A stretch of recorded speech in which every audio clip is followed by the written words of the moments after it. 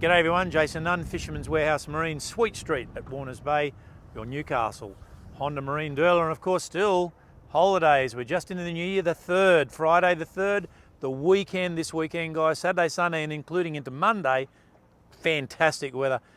Temperatures 30 to virtually 36 degrees on Monday. You've got a southerly change coming in Tuesday, Wednesday into Thursday with showers and hopefully a little bit of coastal rain, but conditions this weekend absolutely perfect. East northeast winds up to around about 20 knots, and of course we're starting now with that build up to the moon.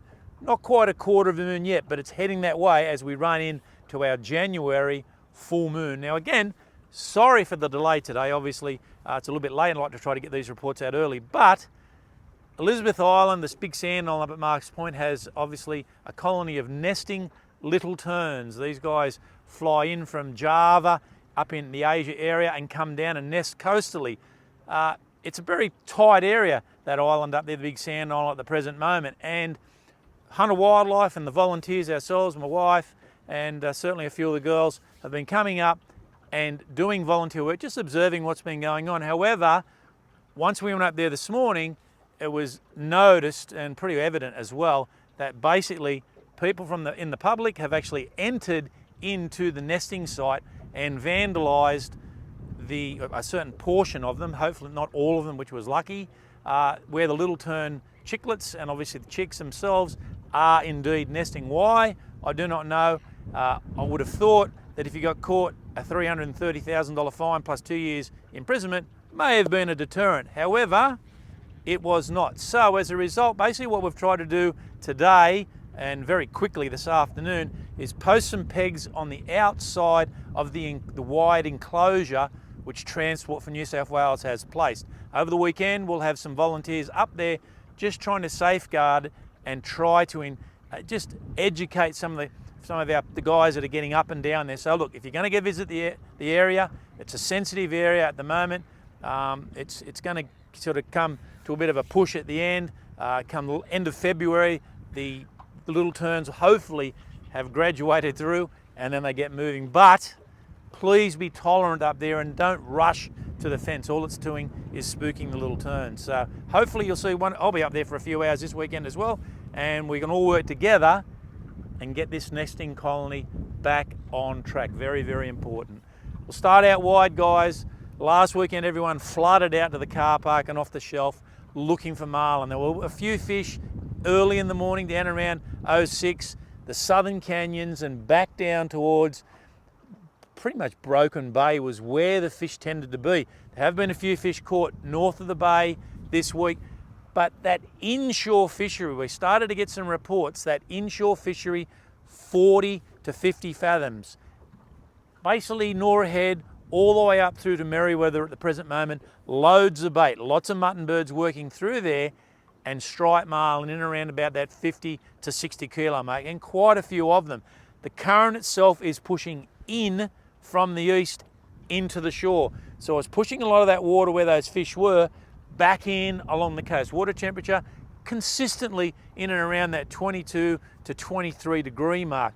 But a lot of bait and striped marlin. Basically what this does is, guys, it gives everybody that doesn't necessarily have to have the boat to get to the shelf, but in your 4.5, 5 metre runabouts, the ability to get out there, pull a couple of lures around in that 40 to 50 fathom line or even on the farm and see if you can get stuck into a few of these striped marlin. No doubt there will be some dolphin fish there. There's still some really nice dolphin fish on the shelf mixed in, but the weather is going to be light winds in the morning and it will get up to 20 knots in the afternoon. So the best part about that is get out there early, 6 o'clock, and be home by midday. It's only just 9-10 mile out.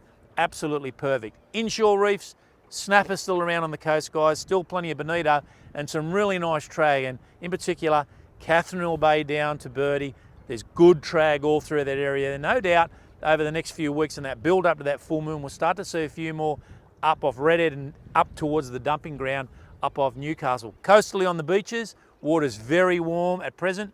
A lot of whiting through the system, brim, and still flatted around, but that build up to the moon gives you the opportunity to start chasing mulloway, and no doubt not only Blacksmiths Belmont stretch, but up towards Stockton and of course up around that Hawk's Nest area as well. Very, very good. Some good reds coming through, and a few kings still up around Broughton Island as well. And I'm getting some nice reports of flathead in the Hunter River. So flathead and or school dew. The tides aren't too bad this weekend. You've got a 12:15 high tide tomorrow, 1.88, and 5:45 a.m. in the morning for your low tide, about 0.6. So it's not a huge low tide. The prawn run itself out of the lake over the last 7 or 8 days wasn't too bad. It's got a message from the Convery boys.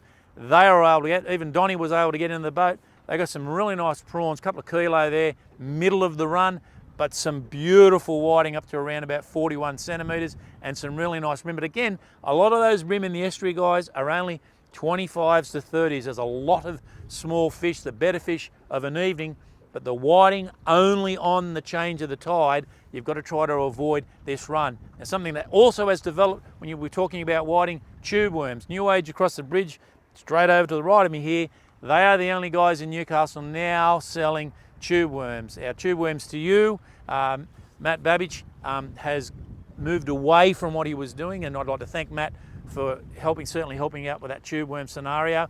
But he's moved through, and basically it's only at New Age, so one spot in Newcastle at the present moment, unless someone else has a bit of a dig. But they are the bait for the beach, and they are the bait for whiting in the flats area here as well.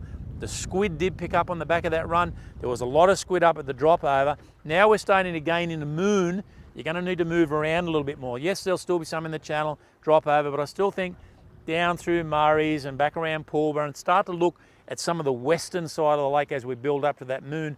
Get over there and jig some, do some, vibing or soft plastics, and then hope to get involved with some of those flathead that are there. But there's some really nice flathead on the last of the run out tide throughout the channel at the present moment. Still the odd king at the bridge, but I reckon all the effort with the amount of traffic's around is got to be in the lake. Still a few nice blue swimmers, crabs as well, so there's plenty on option. I think you'll find a lot of people will go back to work on Monday. We'll be back at Fisherman's Warehouse Marine on the 13th, Monday the 13th, but if you need something in emergency, leave a message. I am checking messages. If, say, a part or something like that there and I can get over to the store, I'll try to help you out the best way I can. All in all, guys, the weather's perfect. There's plenty of marlin out here. There's plenty of whiting and bream in the estuary. You'll probably see me on the island this weekend. Hopefully it all goes well. I'll see you next week.